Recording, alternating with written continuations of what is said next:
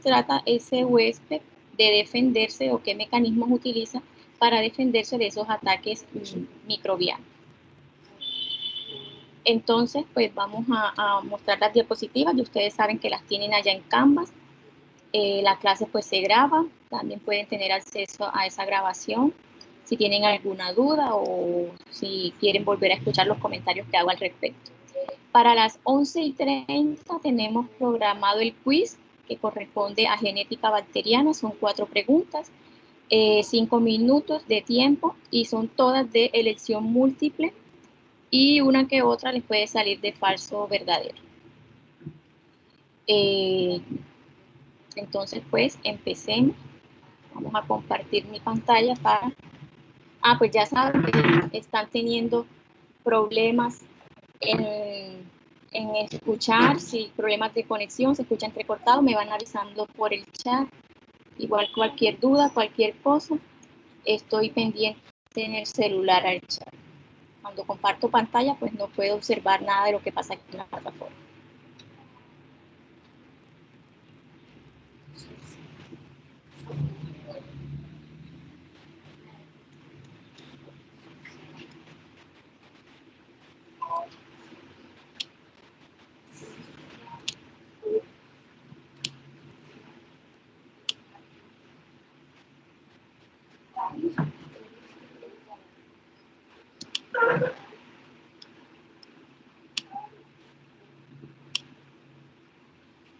Bueno, entonces, mecanismos de patogenicidad, ya les decía que son esos mecanismos o esos procesos que utiliza el microorganismo para infectar su célula hospedadora o a su huésped.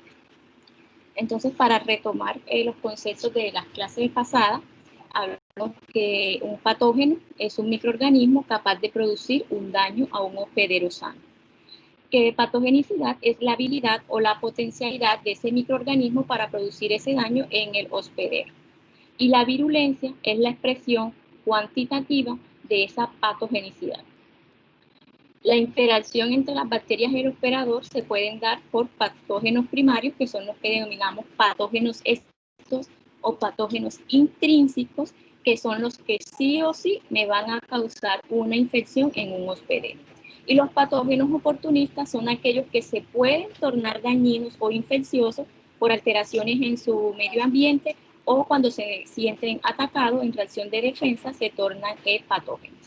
Ya saben que muchas bacterias tienen la capacidad de adquirir material genético por diferentes mecanismos, transformación, transducción y conjunción, y eso le va a brindar a ellos algunas características que las pueden hacer más resistentes a adversidades, pueden también adquirir genes de resistencia ante antibióticos, genes de resistencia para adaptarse al medio, y esas células que son capaces de captar ese material genético son células competentes.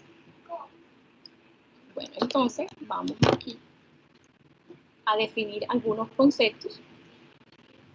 Para causar una enfermedad, estos patógenos deben primero que todo tener acceso al huésped, adherirse a los tejidos, entrar a esa célula blanca o a esa diana y o escapar de las defensas de ese hospedero y poder dañar esos tejidos que van a penetrar. Estos patógenos pueden penetrar en el cuerpo humano u otros huéspedes, ya sean animales o plantas, dependiendo de qué tipo de bacterias sean, con la ayuda de varias vías que nosotros vamos a denominar o que son denominadas puertas de entrada. Entonces, al tener acceso a ese huésped, hospedero al huésped, puede tener mecanismos que le permita adherirse. No todos van a contar con este mecanismo de adherencia, ya vamos a ver cuáles más pueden ser. Entonces vamos a tener unas puertas de entrada. El microorganismo necesita entrar por alguna parte y no siempre lo hacen por las mismas vías. Entre esas puertas de entrada tenemos las membranas mucosas, que son el tracto respiratorio, el tracto gastrointestinal, el urogenital y las conjuntivas. En el tracto respiratorio es la puerta de entrada más fácil, la de mayor acceso, y es la que es utilizada por microorganismos infecciosos. Como respuesta a esa entrada, a ese alojamiento de esos huéspedes, vamos a tener como resultado resfriados comunes causados por virus, neumonías, la tuberculosis, la gripe y el sarampión. Estos son ejemplos de infecciones que son causadas por microorganismos que utilizan esta vía de entrada al huésped. En el tracto gastrointestinal, la entrada se va a dar a través de agua contaminada, alimentos contaminados, o a través de los dedos cuando nos los llevamos a la boca sin un previo lavado y una desinfección. Y pues si se tuvo contacto con algún microorganismo, este puede ingresar. Aunque la mayoría de estos microorganismos que entran en el cuerpo a través de esta ruta pueden ser destruidos en el estómago por el ácido clorhídrico, por enzimas que también están presentes en el estómago o en la bilis, y las enzimas que están presentes en el intestino delgado. Ejemplo de estas infecciones o de estas enfermedades tenemos la poliomielitis, la hepatitis A, la fiebre tifoidea, la disenteria, la amibiasis, giardiasis, la sigeliosis, que también se le conoce como disentería bacilar, y el cólera. En el tracto urogenital es la puerta de entrada a patógenos que son transmitidos por relaciones sexuales. Tenemos ejemplos de estas infecciones: el VIH, las verrugas genitales, las clamidias, los herpes, algunos tipos de herpes, la sífilis y la gonorrea. Otra puerta de entrada es la piel. Todos sabemos pues, que esta es impenetrable para la mayoría de los microorganismos, pero ellos pueden tener acceso al cuerpo a través de aberturas en la piel, como folículos pilosos que estén lesionados, o algunos ductos sudoríparos. También a través de heridas en la piel. La vía parenteral, de esta manera algunos microorganismos ingresan al cuerpo cuando son depositados directamente en los tejidos sobre la piel o las membranas mucosas. Cuando esas barreras son penetradas o dañadas, se le denomina ruta o vía parenteral. Entonces aquí, pues esta tablita que no se ve muy bien, pero que la pueden encontrar en Gerard Tortora, ya saben que es el libro que estamos siguiendo. Entonces, entre las membranas mucosas, en el tracto respiratorio, aquí le describe una cantidad de microorganismos como Staphylococcus pneumoniae, Mycobacterium tuberculosis, Bordetella pertussis, el virus de la influenza, virus del sarampión, virus de la rubiola, el virus de Epstein-Barr, el virus de la varicela zoster y de Histoplasma capsulatum, las enfermedades que lo producen y cuál es el periodo de incubación de esas enfermedades o de esas infecciones. Algunas virales y otras por bacterias. En el tracto gastrointestinal, más que todo las enterobacterias, Shigella, Brucella, Vibrio cólera, y lo que les comentaba anteriormente, que la enfermedad siempre va a tener relación al nombre. Streptococcus pneumoniae va a producir neumonía. Mycobacterium tuberculosis, la tuberculosis. Shigella, shigellosis. Brucella, brucelosis. Esa es una manera nosotros también de identificar cuáles son las bacterias o los microorganismos patógenos estrictos. La salmonella entérica, salmonelliasis, y así virus de la hepatitis y así sucesivamente.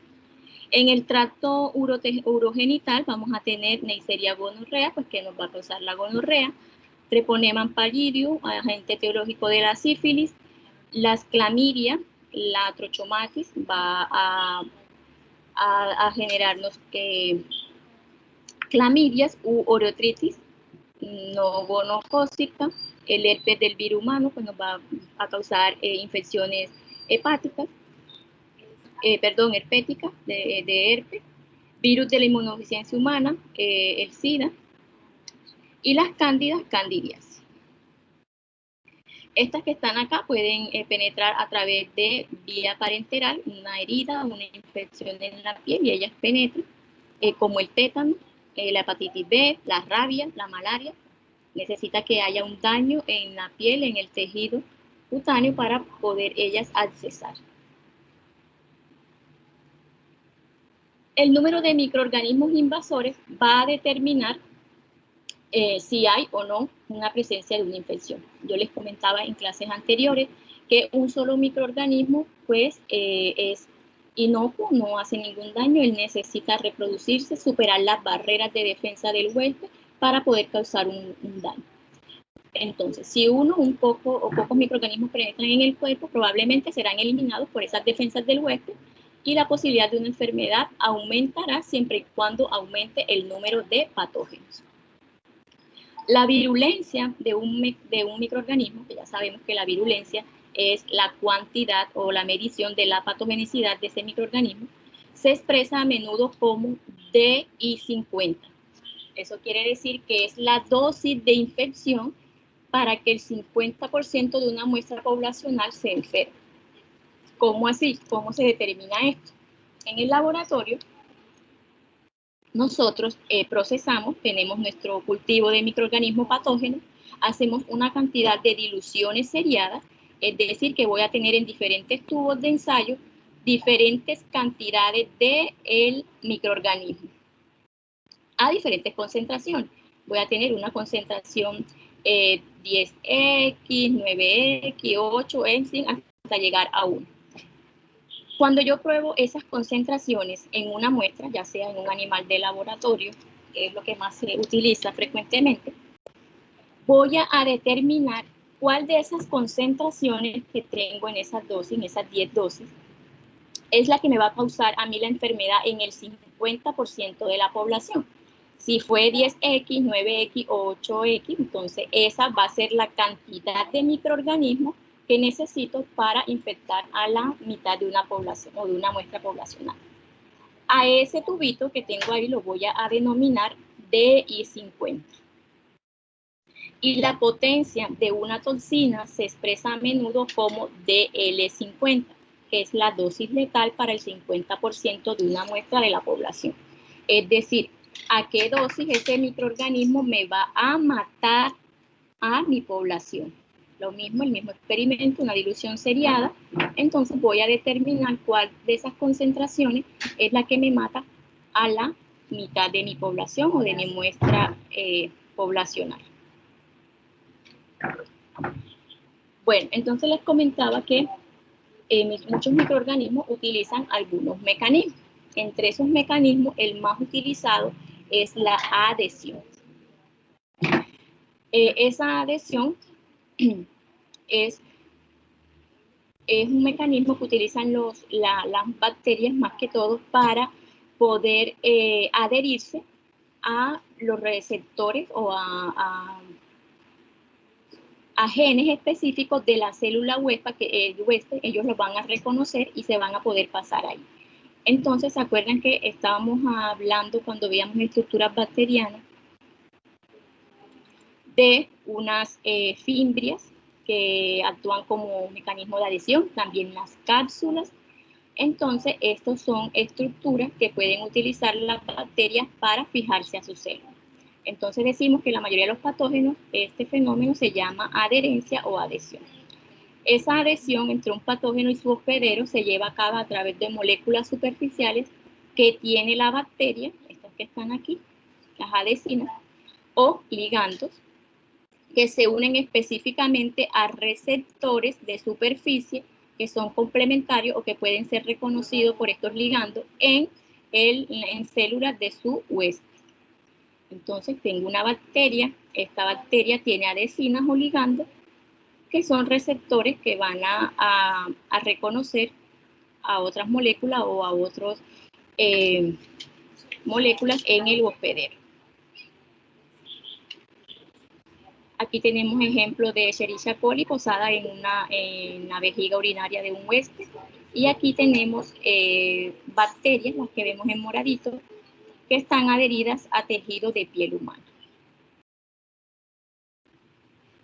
Otra de esas estructuras es las cápsulas. Estas resisten defensas del huésped por fagocitosis, es decir, que no pueden ser fagocitadas, ya que la cápsula tiene una naturaleza química de origen proteico, les mencioné cuando vimos cápsula.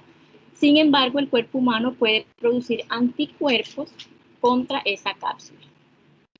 Y cuando estos anticuerpos están presentes en la superficie de la célula, esas bacterias encapsuladas, bueno, ya pueden ser destruidas por fagocitosis. pero recuerden que dependiendo de mi especie bacteriana, va a ser esa cápsula, que la cápsula puede ser de una densidad delgada o muy gruesa, y la voy a llamar slide o limo. Entonces también va a depender de qué tipo de cápsula tenga mi bacteria, para que se pueda o no dar proceso de fagocitosis como respuesta de defensa del huésped ante ese patógeno. También pueden utilizar componentes de la pared celular, entre esas proteínas M, que son resistentes al calor y la acidez, las encontramos en Streptococcus pyogenes y en Neisseria gonorrhea. También proteínas OPA, que están presentes en la pared celular, ácido del micelio, que le confiere resistencia a la digestión, también por fagocitosis, y lo podemos encontrar en Mycobacterium tuberculosis.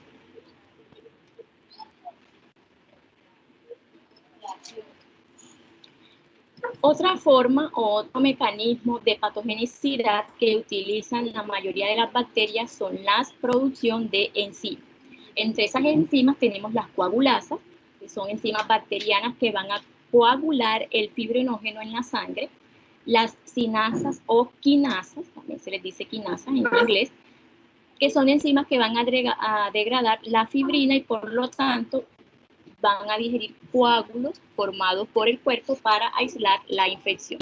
Una de esas cinasas, la más reconocida, es la fibrolisina o streptokinasa, producida por el género Streptococcus como Streptococcus pyogenes. La hialuronasa, que es otra enzima secretada por ciertas bacterias, también algunos streptococos, que es el ácido hidrolísico o el ácido hialurónico.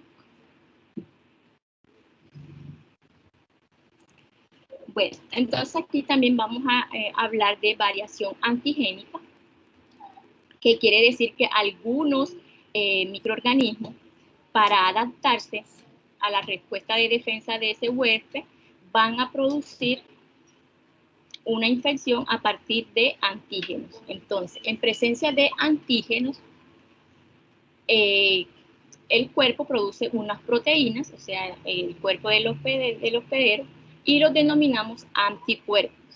Estos anticuerpos se van a unir a esos antígenos producidos por el patógeno y los van a inactivar o los van a destruir.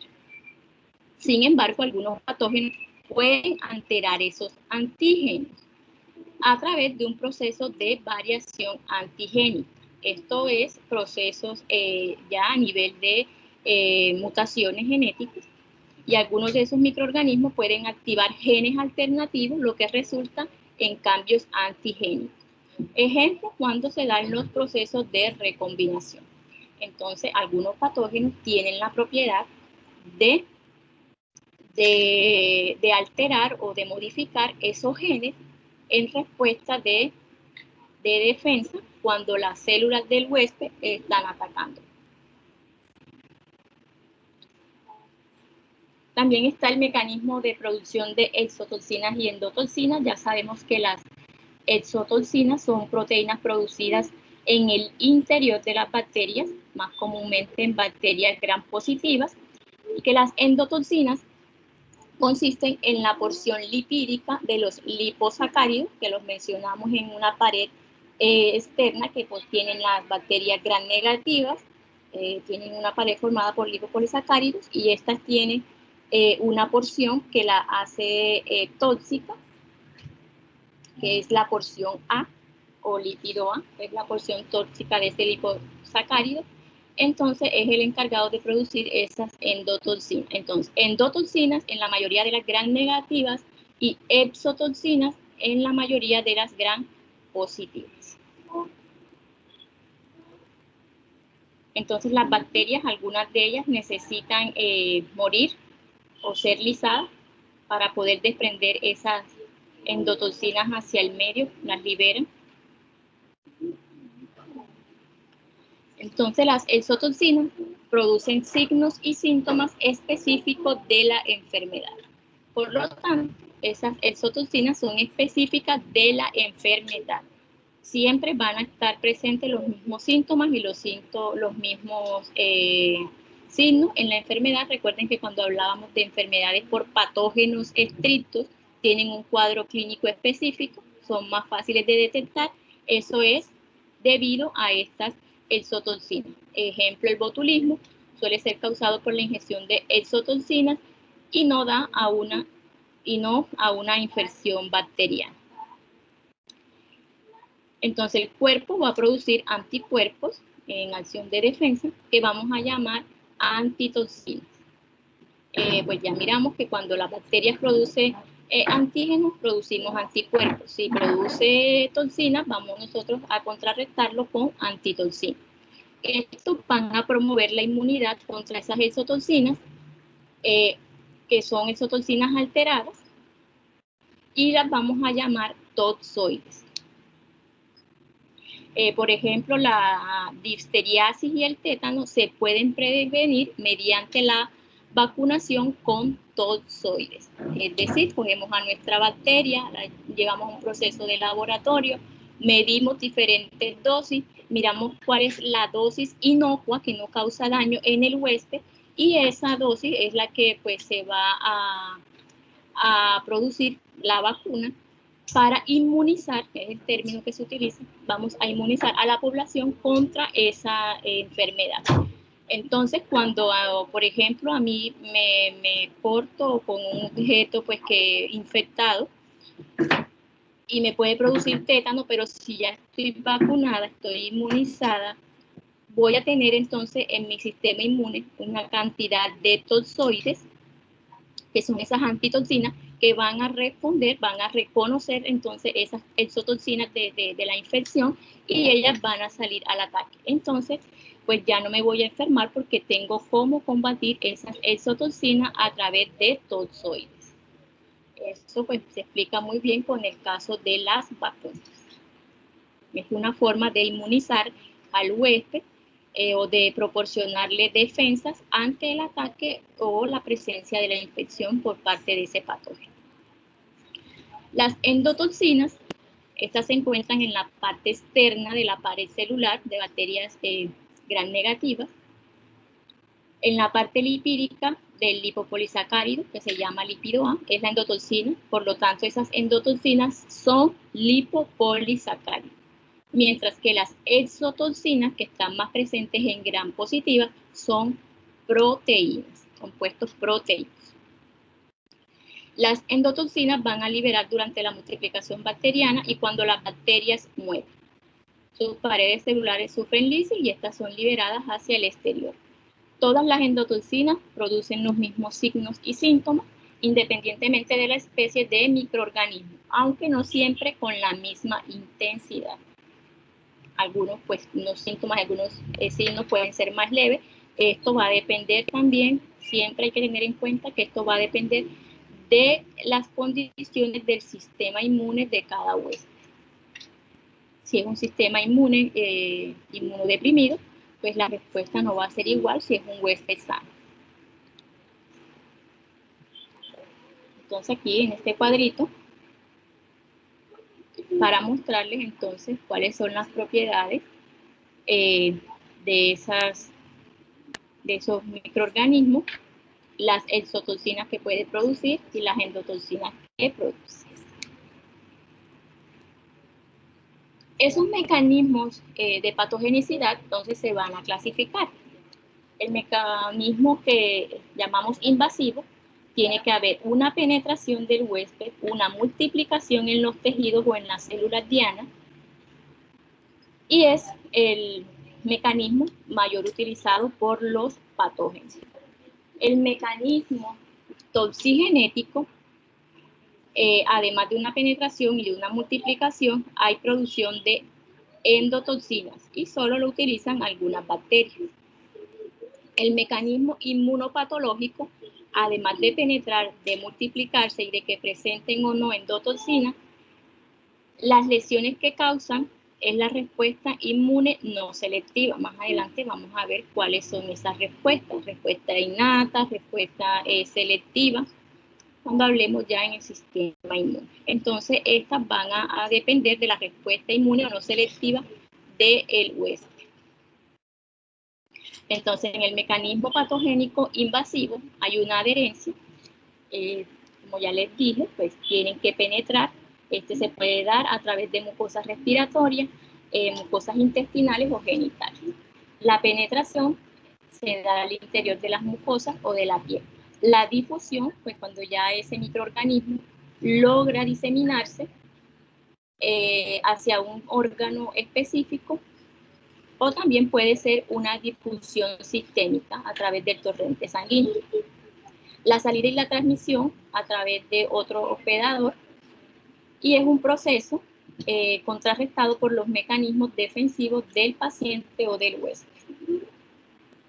Los factores de virulencia son la adherencia. Ejemplo, tenemos a meningococo, que se adhiere a la mucosa faringe a través de fimbrias.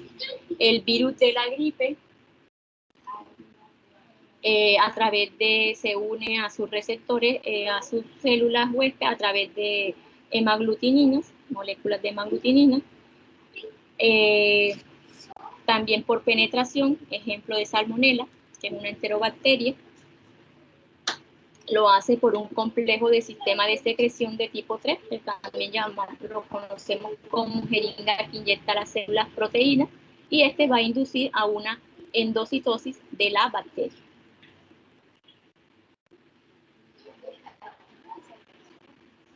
También vamos a tener algunos mecanismos de resistencia a la fagocitosis, como ya los hemos mencionado, las cápsulas, en el caso de neumococo, meningococo, criptococcus, que van a inhibir la acción de los neutrófilos. Estos términos, pues ya los vamos a definir ahora que hablemos del sistema inmune.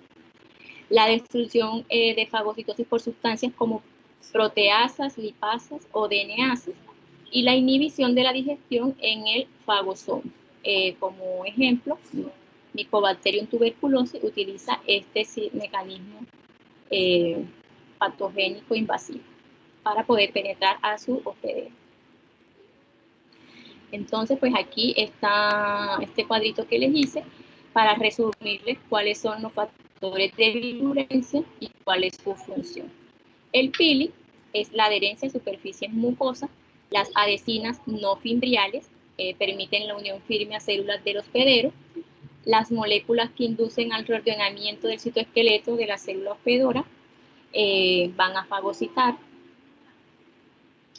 o van a dar una fagocitosis forzada de esta bacteria por células que normalmente no son fagocíticas, o va a producir movimientos en la bacteria dentro del hospedero. También factores de motilidad y quimiostasis que permiten llegar a las superficies de las mucosas a través de los flagelos. También tenemos factores de CIGA, proteasas, que van a prevenir el atrapamiento de la bacteria en el mucus, o las cápsulas que van a prevenir o van a evitar que esa célula sea fagocitada. En el mecanismo patogénico también invasivo, entonces también va a depender de la localización anatómica de esa infección. Entonces, esa localización va a depender de la puerta de entrada. Ya les comenté que según el lugar de adherencia y penetración va a causar infecciones cutáneas como la faringitis, la enteritis, uretritis, cistitis, pelionefritis, vaginitis o cervicitis. Dependiendo por dónde entre, así se va a dar la infección. Entonces, entre las vías tenemos ingestión, inhalación, traumatismo, venopunción, que también denominamos vía parenteral, picadura de artrópodos o por transmisión sexual. Y aquí ejemplos de bacterias o virus que pueden utilizar estas diferentes vías. La localización anatómica de la infección, entonces ya vamos a hablar de infecciones sistémicas, cuando el microorganismo se difunde alrededor de la lesión inicial a través de la sangre, como les comentaba, se apodera de un órgano, incluso de un tejido, de un órgano, o puede infectar varios órganos. Se da también a través de vía linfática, con localizaciones en diferentes órganos. Aquí ya existe una posibilidad de un shock séptico e incluso de que nuestro huésped muera. Infecciones extracelulares e intracelulares. Se da multiplicación en el espacio intersticial de esos tejidos. Este mecanismo Lo llevan a cabo la mayoría de las bacterias, algunos hongos y los protozoos. Y la multiplicación dentro de la célula por bacterias como Rickettsia, clamidias y los virus. Esta es entonces endocelular dentro de la bacteria y esta es intersticial, que es extrínseca, no está totalmente dentro de la bacteria, sino por fuera. Entonces, entre las enzimas ya les mencioné que están la hialuronidasa, las colagenasas, neurominidasas, algunas estreptoquinasas y estafiloquinasas, y van a depender del agente productor o del agente biológico. Aquí tenemos entonces exotoxinas secretadas por gram positivas y gram negativas. Son más que todo de origen polipéptido. Son proteínas difusibles, relativamente inestables a más de 60 grados centígrados, antigénicas, se estimulan por la producción de antitoxinas del huésped, se pueden transformar en toxoides por procesos de laboratorio y después inocular o inmunizar a la población. Tienen poder tóxico, son de alta especificidad y normalmente con actividad enzimática. Las endotoxinas forman parte de la estructura de gram negativa, son los lipopolisacáridos, están presentes en la membrana externa de estas bacterias, relativamente estables, también estables a 60 grados centígrados, estimulan la formación de anticuerpos no protectores, no se transforman en toxoides, la toxicidad es relativamente baja, son de baja especificidad y son sin actividad enzimática. Bueno, hasta aquí, esos son los mecanismos de patogenicidad que utilizan la mayoría de los microorganismos. Entonces aquí debemos de tener en cuenta las vías de entradas, mediante qué estructura o qué proceso producen esos antígenos, ya sea por estructuras específicas como las adhesinas, la cápsula, o por la producción de exotoxinas o endotoxinas. También tenemos que tener en cuenta si la bacteria es gram positiva o gram negativa. Algunas pues van a producir algunas estructuras o algunas sustancias antígenos o producción de sistémica de algunas estructuras que van a resultar difícil de contrarrestar por el hueso. Entonces, si tienen alguna pregunta, alguna duda que me quieran hacer, los leo por el chat. O si no, pasamos enseguida a la siguiente presentación, que es de sistema inmune. Bueno, voy a cerrar aquí un momentico porque voy a ver la asistencia, cuántos ingresaron. Voy a dejar de compartir mi pantalla por un momento.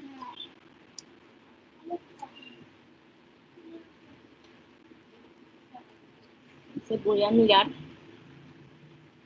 cuántas personas han ingresado y también voy a ver cuántas están de invitados y si los que están de invitados los tengo en mi lista de Canvas o en la lista de Lisa porque todavía no están correlacionadas.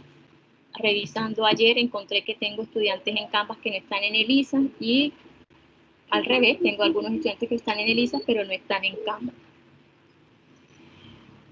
Entonces 55 personas realizaron la encuesta.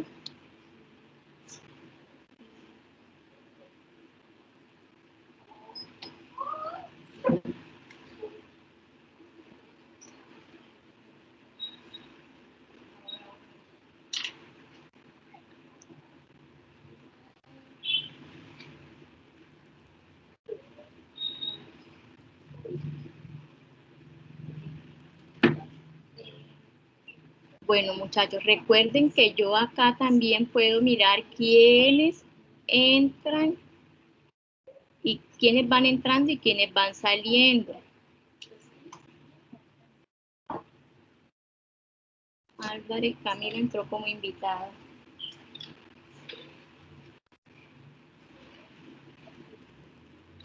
El señor López Angulo Jesús Alfredo se acabó de ir de la clase.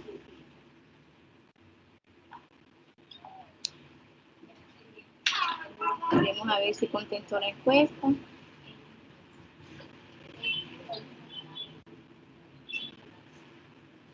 Bueno, chicos, yo siempre les he dicho que pues ya son ustedes ya jóvenes, adultos, semiadultos, ya algunos tienen 18, 19 años. Tienen que hacerse responsables. Los que estén aquí es porque en realidad quieren, porque les interesa. No, el docente no debería estar detrás de ustedes diciéndole entra a la clase, no se salga. Yo considero que pues los que están aquí es porque están interesados. Recuerden que tenemos actividades que son los quizzes. Algunas veces yo trato de colocar todo en las diapositivas, pero también cuando estoy comentando las diapositivas se me vienen nuevas ideas o recuerdo algo y lo digo en la clase y esas preguntas pueden ir en el quiz. Ustedes me dirán, profesora, pero es que usted eso no lo puso en la diapositiva, pero de pronto sí lo comenté.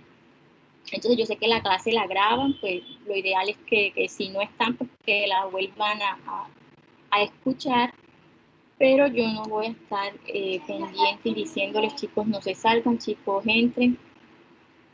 Entonces eso es responsabilidad de cada uno de nosotros.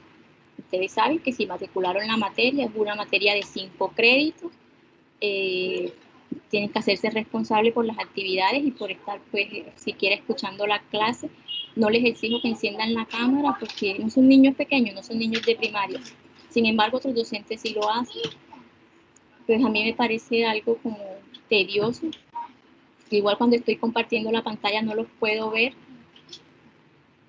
Yo confío en su voluntad, en su buena fe, de que quieran pues recibir la clase, de que están interesados. Sé que no es fácil, lo ideal es pues que nos estemos viendo las caras, que yo esté explicando en un tablero, mostrándole las diapositivas de una mejor manera, que podamos interactuar en el momento de la clase, de pronto enseguida alguno levantar la mano, yo hacer una pregunta y que me la respondan. Acá no lo puedo hacer, acá eso resulta muy tedioso, pero estamos tratando de hacer la clase más amena y lo mejor posible, a través de las diapositivas, de las conferencias, de las lecturas, de los talleres, repasar una y otra vez, los quizzes, para ir recordándole preguntas, términos que van ahí en el parcial. Ya saben que el parcial, los parciales empiezan la próxima semana, el 8 de septiembre, hasta del 8 al 18, creo que son 2 semanas. Igual nos toca el lunes 14 el parcial y va a entrar todo. Desde historia de la microbiología hasta donde damos la clase la siguiente, que creo que es antibióticos ya, introducción a antibióticos.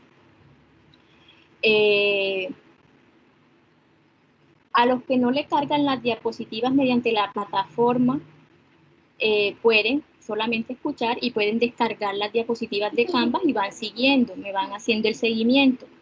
Las diapositivas, por eso yo se las dejo allá en la plataforma, ustedes las pueden descargar y si no las pueden visualizar, por lo menos que me escuchen y van ustedes mismos pasando sus diapositivas mientras yo también lo voy haciendo y lo vamos haciendo de manera simultánea. Entiendo que a veces la plataforma nos puede sacar, pero lo ideal es que cuando eso pasa es volverse a unir. Pero entonces aquí hay estudiantes que se salen y nunca más vuelven. Esperemos que los que se están saliendo, que ya lo empezaron a hacer, entren a las 11:30 para que hagan el quiz. Por favor, chicos, por favor, yo entiendo que el internet molesta, a mí también me pasa, a todos nos puede pasar. Evidencien cuando tengan esos problemas de conexión. Manden al grupo del WhatsApp una foto para que el monitor me las haga pasar, me las haga llegar y yo ver, y yo también poder decir, no presentó el quiz porque tuvo problemas de conexión, aquí está la evidencia. Ya les he contado que cada que se acaba la clase yo lleno un formato donde tengo que decir todo lo que pasa, que si tuve problemas con el internet, si tuve problemas con la electricidad, si fue por la lluvia, fulanito no entró por esto y esto, y adjuntar la evidencia. Entonces, por favor, tomen una captura a la pantalla, una captura a la tabla, al celular, al dispositivo que estén utilizando, y profesora, mire, a tal hora de tal fecha, que se vea la hora, obvio, y la fecha, no tenía internet, problemas de conexión, se me fue el fluido eléctrico, de alguna manera háganmelo evidencia, por medio de evidencia. porque yo no les puedo después programar un quiz sin tener esa evidencia. Por el que no lo ha hecho, pues si tiene la evidencia, y todo tiene que ser por medio de Canvas. Entonces, esas personas que aún no tienen Canvas, que me están escribiendo a los correos, profe, ¿cómo hacemos? Que si le debo, que ya han tomado nota. Los talleres me los pueden enviar por el correo, pero los quizzes me toca hacérselo una vez se les habilite la plataforma, porque eso de una vez queda depositado y registrado en Canvas. A los docentes también nos hacen un seguimiento, cuántas veces entra, cuánta cantidad dura, las calificaciones de ustedes, ellos allá tienen acceso a todo. Entonces yo no puedo hacerle un quiz por el celular o un quiz por Zoom, un quiz por Teams, no puedo hacerlo, tiene que quedar evidenciado en Canvas. Entonces, si tienen algún comentario al respecto. Bueno, aquí me dicen en el chat que a algunas personas se les ha ido el fluido eléctrico por medio del WhatsApp.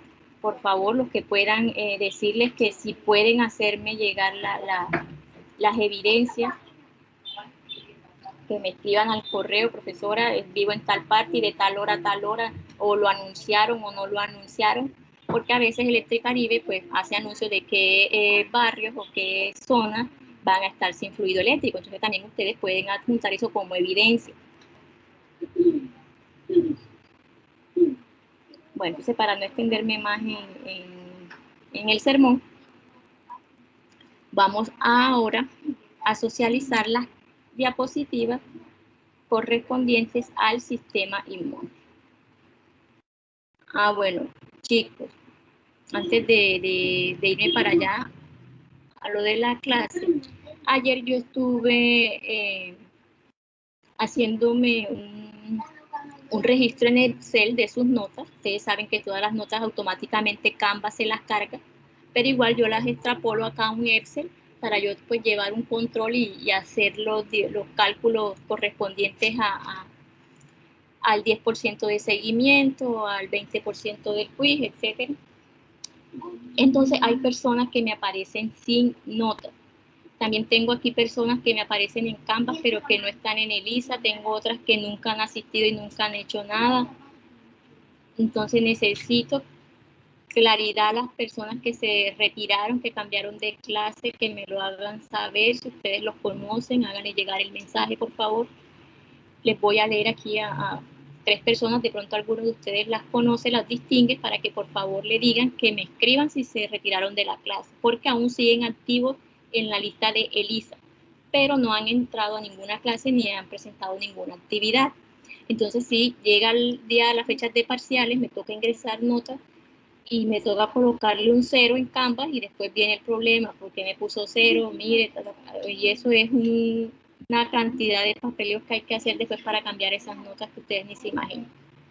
Tengo a Corcho Gómez Saray, no tiene ninguna nota. Ella entra a esta clase y está también matriculada en el laboratorio de 10 a 1. Tengo a Indabur Cali Andrés Alfonso, también en el laboratorio de 10 a 1 y en esta clase de hoy. No tiene ninguna nota.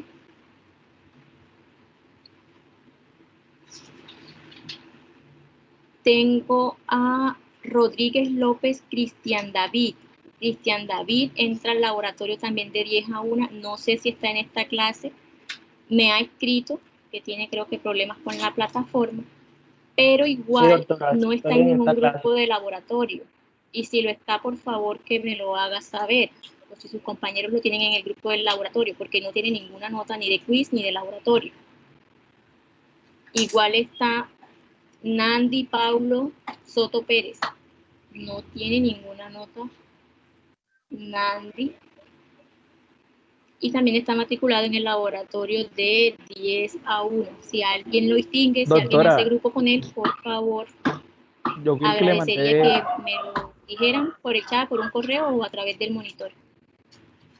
Keine, por favor, si me estás escuchando, si estás en la clase, si tienes conocimiento de esos muchachos, te agradecería, o que me averigües por su paradero. Después que listo, profe, yo al grupo, a tu WhatsApp, perdón. Exacto, pásenme los nombres y yo les escribo al interno a ellos. Ya llevamos 1, 2, 3, 4, 5, 6 notas y el quiz de hoy 7.